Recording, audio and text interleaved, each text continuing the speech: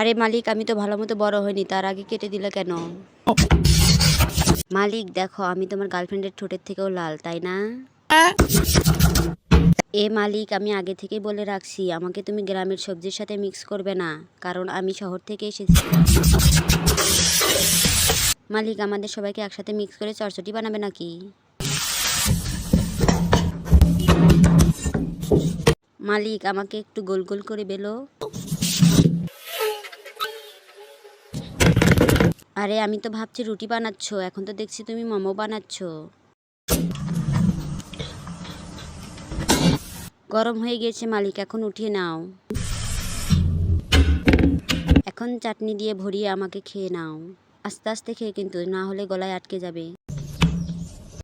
এই বন্ধুরা, এভাবে তাকিয়ে থাকলে হবে? ভিডিওতে একটি লাইক এবং সাবস্ক্রাইব করে যাও, তা না হলে নতুন নতুন ভিডিও পাবে কি করে।